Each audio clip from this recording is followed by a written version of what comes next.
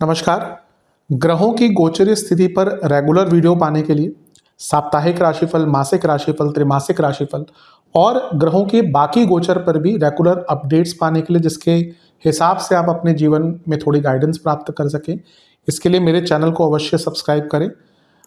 जिन लोगों ने सब्सक्राइब कर रखा है वो ऑल ये जो नोटिफिकेशन सेटिंग होती है इसको क्लिक करें, क्योंकि कभी कभी कुछ लोग बोलते हैं उनको नोटिफिकेशन नहीं मिलती।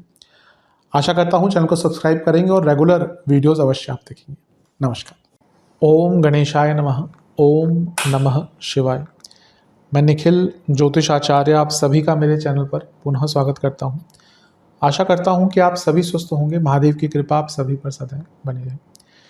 ये वीडियो टॉरस यानी कि वृषभ के लिए बहुत विशेष है, क्योंकि ये वीडियो है शुक्र देवता के राशि परिवर्तन के बारे में। शुक्र महाराज यानी कि आपके लग्नेश राशि बदल रहे हैं कब? 19 अप्रैल को, और आपके लग्न भाव में ही आकर बैठ जाएंगे और 14 मई 2026 तक, 19 अप्रैल से 14 मई 2026 तक आपके लग्न में ही गोचर करेंगे। शुक्र नाम सुनते ही सबसे पहले लक्ष्मी, धन आदि यही चीज़ें आती हैं, लेकिन शुक्र उससे बहुत ज़्यादा है।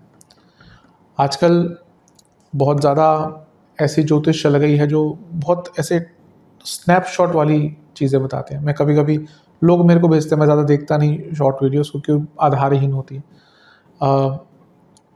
एक जगह मैंने देखा, किसी ने बोला कि आप अपना शुक्र पकड़ लो तो वहाँ से पैसा आ जाएगा। मतलब कि कुंडली में धन स्थान, इंदु लग्न, श्री लग्न, दशा अंतरदशा कुछ नहीं। और लोग होते भी ऐसी बातें करते हैं। मैं यूजुअली बाहर नहीं जाता घर से, बहुत कम टाइम मिलता है क्योंकि वीडियोज़ और कंसल्टेशन, और कभी जाता भी हो तो किसी काम से ही जाता हूँ। कभी कभी बाहर जाने का मौका मिल जाता है, किसी ऐसे ही एक व्यक्ति मिल गया, उन्होंने पहचान लिया तो मुझे बता रहे थे कि मेरे शुक्र यहाँ पे है, क्या मैं ये कर लूँ? मैंने कहा ऐसे नहीं होता। एक चीज़ से कभी भी नहीं आप देख सकते कि हाँ, लेकिन वो आजकल ज्योतिषी उस प्रकार की चल गई कि एक चीज़ से बोलकर आपको बोल दिया था कि यहाँ से धन आ जाएगा।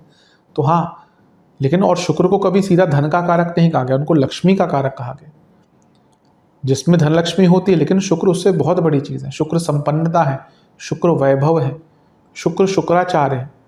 शुक्राचार्य की जो विशेषता है, उनका जो ज्ञान है, वो बृहस्पति से भी कहीं कहीं पे ज़्यादा कहा गया है। जहाँ बृहस्पति को परम आदरणीय, परम शुभ ग्रह की कैटेगरी में डाला गया है, वहीं शुक्र की विशेषता तो कहीं कहीं पे बृहस्पति से भी ज़्यादा बताई गई। उनका ज्ञान कहीं कहीं पर बृहस्पति से भी ज़्यादा बताया गया। बस हम है कि हम उनको केवल लग्जरीज, और आज की डेट में तो उनको केवल हम सेक्स से डिनोट कर देते हैं। लेकिन शुक्र बहुत विशेष ग्रह और आपके लग्न में है और शनि की दृष्टि है, तो इसका इम्पैक्ट अपना रहेगा। शनि योग कारक है। शुक्र की एक दृष्टि सप्तम पर रहेगी। शुक्र आपके लग्नेश के साथ छठे घर के स्वामी हैं, और शुक्र अपने से दूसरे घर को, तो बृहस्पति अपने से 12वें घर को प्रभावित या कहिए फोर्टिफाई कर देते हैं, बली कर देते हैं। तो ये जो परस्पर संबंध बन रहा है ना, इसका भी बहुत इम्पैक्ट होगा। तो यही चर्चा करेंगे हम इस वीडियो में कि शुक्र का जो गोचर है का कैसा रिजल्ट लेकर आएगा। लग्न राशि या चंद्र राशि यदि आपकी वृषभ है, दोनों ही देख सकते हैं। जहाँ से सूट ले ज़्यादा करता है वहाँ से देखिए। व्यक्तिगत तौर पे मेरा मानना है लग्न से देखेंगे तो अच्छा, इनकेस नहीं पता है तो चंद्र राशि से भी इसको देख सकते हैं। शुरू करते हैं। सबसे पहले लग्न में शुक्र आ रहे हैं और लग्नेश हैं, अपनी राशि में है और लग्न में है, तो मालव्य नाम का महापुरुष योग भी बना रहे हैं, तो बहुत अच्छी अवस्था में है शुक्र। और लग्नेश का बली होना यानी कि कई प्रॉब्लम से निकलना। लग्नेश का बली होना यानी कि जीवन में संपन्नता आना। लग्नेश का बली होना यानी कि जीवन में सुख और वैभव, शुभता, सब कुछ। कई कुंडलियां मैंने देखी हैं अपने जीवन में। अगर लग्न में लग्नेश है, यकीन मानिए वो एक ब्लेसिंग है। यकीन मानिए कि वो व्यक्ति भले ही कितने कष्टों से गुजरे, क्योंकि बाकी ग्रह और बाकी भाई बहुत कुछ है ना। कुंडली अच्छी और लग्नेश लग्न में है फिर तो अलग ही बात है। लेकिन अगर लग्नेश लग्न में है और कुंडली में तो बाकी बुरे योग भी हैं, फिर भी वो व्यक्ति अपना रास्ता ढूंढ लेता है। और यहाँ पे तो शुक्र स्वराशि के हैं, मालव्य नाम का महापुरुष योग बना रहे हैं, तो ये शुभता से संपूर्ण है। धन, वैभव, लक्ष्मी, लग्जरीज, आकर्षण, इंजॉयमेंट, अपने जीवन का आनंद उठाना, सब कुछ। आप देखें अपने जीवन का आनंद बहुत कम लोग उठाते हैं। दूसरों को राय दे देंगे ये कर लो वो कर लो, खुद अपने पास भले ही पैसा पड़ा है, कहीं घूमने नहीं जाते, कहीं कुछ नहीं करते। वृषभ वालों की भी थोड़ी सी आदत होती है, वो पैसा बचाते बहुत हैं कभी कभी खर्च करने में, अपने पे नहीं करते। हाँ, ये ऐसा मैं नहीं कहूँगा कि ये परिवार वालों पे तो खुल के खर्चा करते हैं, बल्कि अपने लिए 100 रुपये की टी शर्ट भी सोचेंगे कि मैं लूँ कि ना लूँ। परिवार वाले ने बोल दिया कि भाई 1500 के दिला दो, यूँ झट से दिला देते हैं। लेकिन वो अलग अलग कॉम्बिनेशंस होते हैं। लेकिन अभी तो लग्न शुक्र में आ रहे हैं तो आपके लिए बहुत अच्छा है। लग्न के शुक्र बहुत दोषों को खत्म करते हैं, ऐसा कहा जाता है। इसको मैंने कहा ना, कभी भी ऐसे ज्योतिष के सूत्र पढ़कर प्रेडिक्शन नहीं करनी चाहिए। इसका सरल अर्थ यह है कि अगर लग्न में बृहस्पति भी कहा जाता है, शुक्र भी, तो कुंडली की शुभता बढ़ती है, जो प्रॉब्लम्स आती हैं उनसे निकलने का एक रास्ता मिल जाता है। शुक्र आपके छठे घर के स्वामी भी हैं और लग्न में बैठे हैं स्वराशि के, यानी कि आपके कोई लीगल केसेस चल रहे थे, आपका कोई कार्य क्षेत्र में काम अटक रहा था, आपका कोई डीलिंग अटक रही थी, कोई पेपर वर्क अटक रहा था, कोई केस आपका कॉम्प्रोमाइज़ होते होते बच जाता था, उन सब में आपको लाभ मिलेगा। और लग्न में शुक्र का आना ही यानी कि जीवन में वैभव बढ़ जाना। आप देखेंगे आपके अंदर एक अलग सा आकर्षण रहेगा, जिसके दम पर आप जीवन में बहुत कुछ अचीव कर पाएंगे। अब 1 महीने का ही गोचर है, इसमें अगर आपका कुछ महत्वपूर्ण काम बनता है तो उसका बिल्कुल उपयोग कीजिए। शुक्र जब लग्न में आते तो व्यक्ति कवि भी बन जाए, मतलब उसको कवि का मतलब यहाँ पे हम कहेंगे जो भी कला की चीज़ें होती हैं ना, शुक्र को कला का कारक भी कहा जाता है। कभी कभी लोग कंफ्यूज करते हैं कला और क्रिएटिविटी में। ठीक है, दोनों का मिलन होता है, पर शुक्र प्योरली कलात्मक चीज़ें दिखाते हैं। क्रिएटिविटी तो राहु से भी आती है, बुध से भी आती है, बृहस्पति से भी। बृहस्पति भी कहीं ना कहीं कला है, लेकिन शुक्र में भी बिना किसी सीख के, जैसे एक नेचुरल टैलेंट कहते हैं ना, अब किसी की आवाज़ अच्छी है वो तो कोई नहीं दे सकता ना, आप म्यूज़िक सीख लीजिए लेकिन शायद आवाज़ नहीं आ पाएगी। लता मंगेशकर जी हैं, वो आवाज़ तो ना आ सकती है, वो तो एक बार बन गई आवाज़, वैसी नहीं बन सकती। आप कितने सालों तक उनके गाने सुन सकते हैं। तो वो शुक्र है।